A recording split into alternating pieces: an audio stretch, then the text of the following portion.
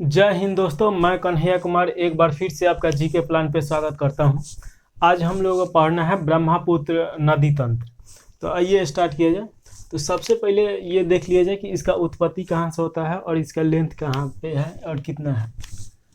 तो देखिए, इसका उद्गम अगर देखा जाए तो तिब्बत में होता है और तिब्बत में एक पर्वत है कैलाश पर्वत, और कैलाश पर्वत के पास में ही ठीक उसके नीचे एक झील है जिसका मानसरोवर नाम है, और मानसरोवर का एक जगह है जिसका नाम है चेमा युंगडुंग। तो चेमा युंगडुंग से ही ये नदी निकलता है। तो आपसे अगर क्वेश्चन पूछा जाए जो ब्रह्मपुत्र नदी है ये किस स्थान से निकलता है, तो चेमा युंगडुंग से निकलता है। चेमा युंगडुंग से जब निकलता है तो तिब्बत में इसका नाम सांगपो आता है। फिर जब ये प्रवाहित होते हुए जब आता है ये भारत में जहाँ प्रवेश करता है तो एक दर्रा है जिसे यांगसे दर्रा के नाम से जाना जाता है। तो यांगसे दर्रा से ये भारत में प्रवेश करता है अरुणाचल प्रदेश में, और अरुणाचल प्रदेश में इसका नाम रहता है सियांग या दिहांग या डी।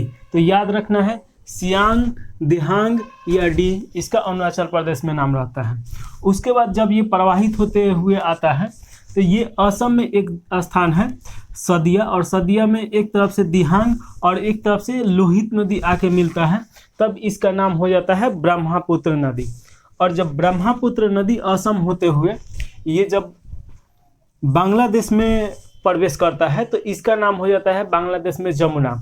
और जमुना नदी में जब इधर से गंगा नदी आके मिलता है तो इसका संयुक्त रूप से नाम हो जाता है पद्मा। यानी कि जब गंगा और जमुना इधर से मिलेगा तो इसी को संयुक्त रूप से बोला जाता है पद्मा, और पद्मा के नाम से ही ये बंगाल के खाड़ी में जाके अपना पानी उसमें दे देता है। और पानी देने से पहले ये बहुत सारा कूड़ा करकट लेके आता है, बहुत ज़्यादा निक्षेप लेके आता है। जिसे आप देखिए गंगा नदी का भी बहुत विशाल इसका तंत्र है, उसके बाद ब्रह्मपुत्र का बहुत बड़ा विशाल तंत्र है। तो यहाँ पे बहुत सारा कूड़ा करकट आता है, और यहाँ पे दुनिया का सबसे बड़ा डेल्टा का निर्माण करता है लोग। तो आपसे क्वेश्चन पूछेगा कि दुनिया का सबसे बड़ा डेल्टा कौन है, तो सुंदरबन डेल्टा है, और ये किसके मुहासे पे है, तो गंगा और ब्रह्मपुत्र के मुहासे पे है। तो ये याद रखना है। तो इस प्रकार हम देखें कि ब्रह्मपुत्र नदी जो है इसका 4 नाम है। पहला नाम इसका सांगपो है जो तिब्बत में है। उसके बाद जब ये अरुणाचल प्रदेश में प्रवेश करता है यांगसे दर्रा से तो इसका नाम दिहांग हो जाता है या डी हो जाता है। उसके बाद जब ये असम में आता है और असम में दिहांग और लोहित नदी आके मिलता है तो इसका नाम हो जाता है ब्रह्मपुत्र, और जब ये बांग्लादेश में जाता है तो इसका नाम हो जाता है जमुना।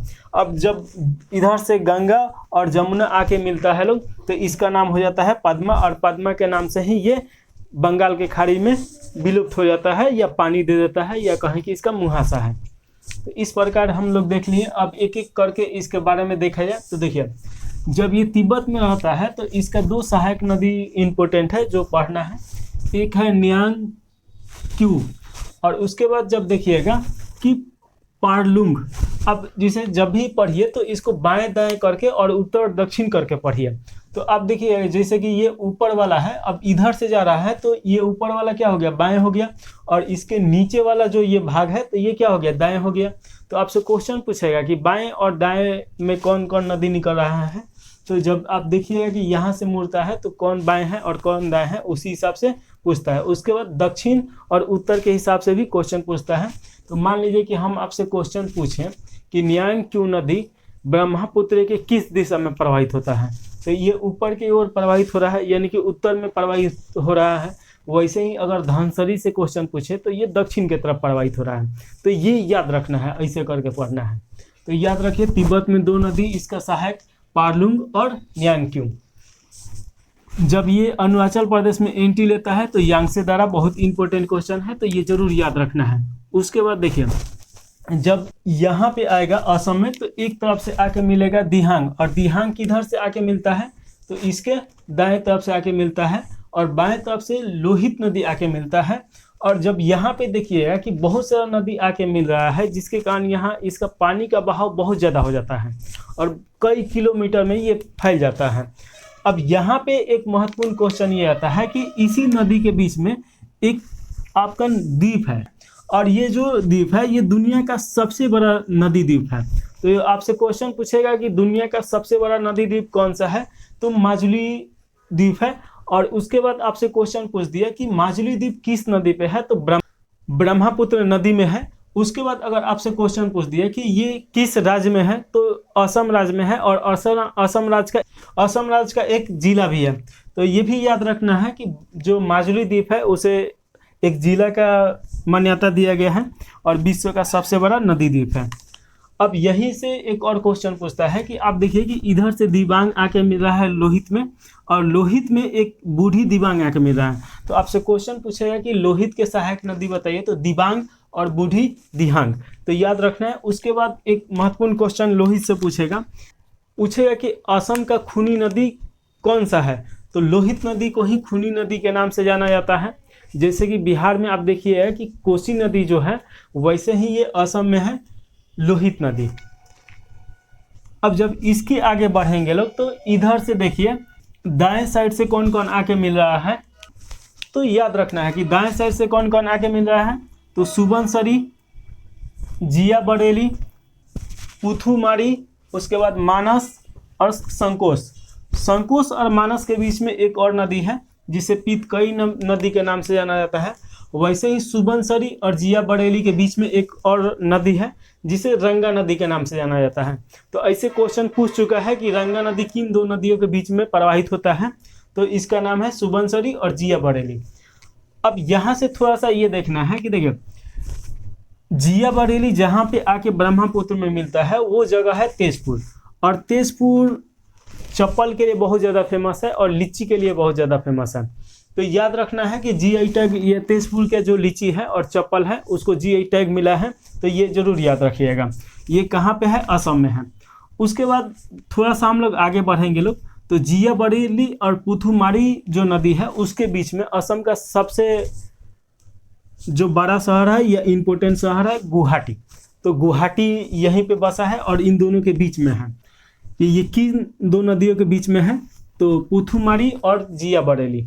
इसके आगे जब हम लोग बढ़ेंगे लोग, तो मानस नदी आके इसमें मिलता है, और मानस राष्ट्रीय उद्यान का आप नाम सुने होंगे जो कि असम में ही है। तो ये मानस राष्ट्रीय उद्यान के बीच में से प्रवाहित होता है, इसीलिए इसका नाम मानस राष्ट्रीय उद्यान पड़ गया है। उसके बाद ये भी याद रखना है कि जैसे कि ये जब नदी प्रवाहित होता है तो मानस राष्ट्रीय उद्यान में ये पानी बहुत सारा देता है, जहाँ के जंतु और जैव विविधता के लिए बहुत उपयोगी है।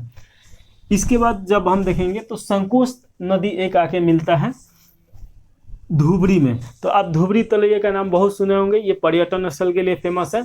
तो याद रखना है कि धुबरी में कौन सा नदी आके मिलता है, तो संकोश नदी। अब इसके बाद हम लोग को देखना है तीस्ता, जो कि बहुत इंपॉर्टेंट है। तो देखिए तीस्ता नदी जो निकलता है ना, भारत के सिक्किम राज्य से निकलता है, और सिक्किम में एक यहाँ पे लेक है यानी कि झील है जिसका नाम है तोसो लोमो।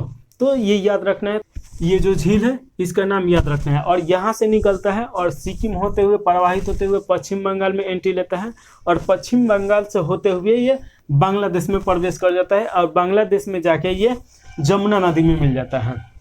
अब यहाँ से क्वेश्चन क्या पूछेगा, एक तो उद्गम स्थल तोसो लोमो, उसके बाद ये पूछेगा ना कि देखिए जब ये प्रवाहित होता है तो उसके बाद नेपाल के साथ भी सीमा बनाता है। तो भारत और नेपाल के साथ भी ये सीमा बनाता है, कौन सा, तीस्ता नदी। उसके बाद ये जब बांग्लादेश में एंट्री ले रहता है, तो आप देखिए भारत और बांग्लादेश में हमेशा इसके पानी को लेके, इसको जल के लेके विवाद चलते रहता है। इसमें क्या है कि 48% जो इसका जल है वो बांग्लादेश उपयोग करेगा, लेकिन वो मानता नहीं है, कहता है कि 48% पहुंच नहीं पाता है, जिसके कारण हमारे पास सुखाड़ आ जाता है। तो इस प्रकार से आपसे क्वेश्चन पूछेगा कि तीस्ता जल समझौता किन दो देशों के बीच में है, तो भारत और बांग्लादेश के बीच में है। तो ये याद रखना है, ठीक है। इसके आगे अब जब देखेंगे लोग, तो देखिए अब ये जो ब्रह्मपुत्र नदी है ये बांग्लादेश में एंट्री ले लिया है, अब बांग्लादेश में आ गया है, तो इसका नाम क्या हो गया, जमुना।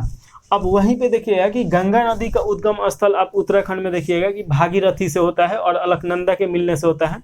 तो ये दोनों देवप्रयाग में मिलता है लोग, तो इनका नाम हो जाता है गंगा, और गंगा के नाम से ही प्रवाहित होते हुए आता है, यूपी पूरा क्रॉस करता है और बिहार।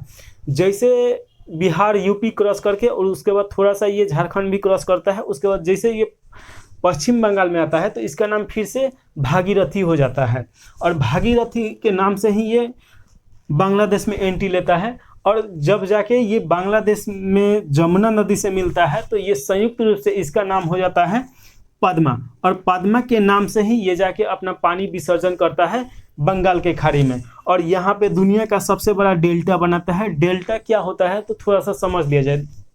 अब जैसे कि मान लीजिए कि देखिए ये नदी प्रवाहित हो रहा है, तो ये तो बहुत बड़ा बड़ा नदी है। अब इसके आसपास में तो बहुत सारा जंगल होगा ही, पेड़ पौधा तो होगा ही, साथ में उसके बाद देखिए कि ये पर्वत पठार से होते हुए आता है लोग, तो थोड़ा थोड़ा बुरादा तो बनाइए देता होगा लोग। उसके बाद जो पेड़ पौधा का पत्ता इसमें गिरेगा तो वो सड़ेगा गलेगा, तो वही क्या होता है कि वही लेके आता है, और उसमें क्या होता है ह्यूमस ज़्यादा होता है, यानी कि खनिज ज़्यादा होता है। और वही खनिज लिया के यहाँ पे जब ये समुद्र के पानी में जब ये नदी अपना पानी मिलाएगा तो होता है ये कि समुद्र का पानी खारा होता है और ये इसका पानी जो होता है नमकीन होता है। तो उसके पहले क्या होता है कि इसका घनत्व तो कम होता है, और जितना इसमें निक्षेप लेके आता है जो कूड़ा करकट है ये समुद्र अंदर जाने नहीं देता है और ये ढकेल देता है। और ढकेलने के कारण क्या होता है कि इसी के आसपास में कई किलोमीटर में वो मिट्टी एक लेयर बन जाता है। और उसके साथ साथ में एक और काम होता है कि जैसे कि मान लीजिए कि यहाँ पे बाढ़ आएगा तो बाढ़ के कारण भी वो जितना मिट्टी रहता है सूक्ष्म मिट्टी तो चारों तरफ फैल जाता है, और फैलने के कारण इसके आसपास में एक लेयर बन जाता है 3-4 इंच का जो भूमि पर, जो कि बहुत ज़्यादा उपयोगी मिट्टी है और बहुत उपजाऊ मिट्टी है जिसे जलोढ़ मिट्टी बोला जाता है। तो मिट्टी में जब पढ़ेंगे लोग तो ये इसके बारे में विस्तार से पढ़ा जाएगा। यहाँ पे आपको समझ में आ गया होगा, उसी को डेल्टा बोला जाता है। तो आपको समझ में आ गया होगा ये डेल्टा क्या है। ये तो हम लोग दाएं साइड वाला देख लिए, अब बाएं साइड का देख लिया जाए कि कौन कौन नदी है। तो देखिए सबसे पहले दिबांग नदी इसमें जाके लोहित में मिलता है, और फिर बूढ़ी दिबांग ये मिलता है, और ये जाके सदिया के आसपास में मिलता है जहाँ पे माजुली द्वीप बनाता है। तो जब यहाँ पार करेगा तो देखिए बाएं साइड में धनसिरी है, उसके बाद ये देखिए एक नदी है जिसका नाम है कपिली। तो कपिला या कपिली नदी इसके बाएं साइड से मिलता है, तो ये याद रखना है। उसके बाद बराक नदी भी इसके बाएं साइड से ही मिलता है, तो ये याद रखना है। तो इस प्रकार तो मैप देख लिए लोग। अब जहाँ से क्वेश्चन पूछता है वो भी देख लिया जाए एक एक करके। मुख्य बिंदु तो देखिए उद्गम स्थल, तो उद्गम स्थल कहाँ पे है? कैलाश पर्वत के नीचे एक मानसरोवर झील है, बहुत बड़ा झील है, और उसी का एक स्थान है चेमायुंगडुंग, और वहीं से इसका उद्गम माना जाता है। इसका उपनाम तिब्बत में सांगपो, उसके बाद जब ये अरुणाचल प्रदेश में आता है तो दिहांग, उसके बाद जब असम में एंट्री लेगा तो ब्रह्मपुत्र, फिर उसके बाद जब ये बांग्लादेश में जाएगा तो जमुना नाम से। यहाँ पे याद रखना है कि जो असम है, असम में एक राष्ट्रीय राजमार्ग है जिसका नाम है राष्ट्रीय राजमार्ग 2, और ये सदिया से धुबरी तक है, 700 कुछ किलोमीटर के आसपास में है। तो ये याद रखना है कि राष्ट्रीय राजमार्ग 2 किस नदी पे है, तो ब्रह्मपुत्र नदी पे ही है। इसके बाद देखिए विश्व का सबसे बड़ा नदी डेल्टा सुंदरबन डेल्टा यही निर्माण करता है। बात किया जाए कि विश्व का सबसे बड़ा नदी द्वीप तो इसी पे है माजुली। उसके बाद इसका थोड़ा सा लंबाई देख लिया जाए तो इसका कुल लंबाई का बात किया जाए तो 2900 किलोमीटर में है। और इसमें अगर देखा जाए कि ये भारत में कितना प्रवाहित होता है तो 918 किलोमीटर प्रवाहित होता है। लेकिन यहाँ से एक दो क्वेश्चन आप समझिए जहाँ की कन्फ्यूजन हो सकता है। आपसे क्वेश्चन पूछ सकता है कि भारत की सबसे लंबी नदी कौन सा है, तो सबसे लंबी नदी है गंगा, और गंगा की लंबाई है 2525 किलोमीटर, और इसका लंबाई आप देख रहे हैं कि 2900 किलोमीटर है। लेकिन देखिए गंगा सबसे ज़्यादा प्रवाहित होता है भारत में, और भारत में ही इसका उद्गम है, लेकिन इसका लंबाई इतना है, लेकिन इतना ये प्रवाहित होता नहीं है, ये तो 918 किलोमीटर ही प्रवाहित होता है। तो इसीलिए ये भारत का सबसे लंबा नदी नहीं है। लेकिन क्वेश्चन इसी को अगर बदल के पूछ रहा है कि भारत में प्रवाहित होने वाली सबसे लंबी नदी कौन सी है, तब वहाँ पे ब्रह्मपुत्र हो जाएगा। तो ये क्वेश्चन के हिसाब से आंसर देना है। अब ये 3 क्वेश्चन आप समझिए कि भारत का सबसे लंबा नदी गंगा, भारत में प्रवाहित होने वाली सबसे लंबा नदी ब्रह्मपुत्र। उसके बाद एक और क्वेश्चन पूछता है, तीसरा का क्वेश्चन ये पूछ सकता है कि भारत में उद्गम होने वाला और साथ ही भारत में विलुप्त हो जाने वाला, यानी कि उसका मुहासा भी भारत में हो, उस आधार पे सबसे लंबी नदी कौन सी है, तो गोदावरी नदी बताना है, 1400 कुछ किलोमीटर है, तो उस आधार पे वो सबसे लंबी नदी है। तो 3 क्वेश्चन हम लोग देख लिए लोग, सबसे लंबी नदी गंगा, उसके बाद भारत में प्रवाहित होने वाली नदियों में सबसे लंबी नदी तो ब्रह्मपुत्र। भारत में उद्गम और भारत में विलुप्त, मुहासा हो या विलुप्त हो, तो वैस उस आधार पे सबसे लंबी नदी कौन सी है, तो गोदावरी। तो इस प्रकार ये क्वेश्चन आपको ध्यान देना है और अच्छी तरीके से समझ लेना है। आज जो हम जितना पढ़ा है आप ठीक से पढ़ पाए हैं कि नहीं, इसका टेस्ट कर लिया जाए। तो एक क्वेश्चन है जो कि इसी में का है, तो उसका कमेंट करके बताइएगा।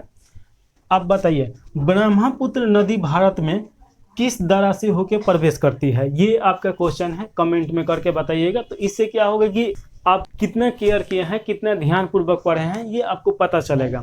तो यहीं पे इस क्लास को समाप्त कर दिया जाए। जय हिंद।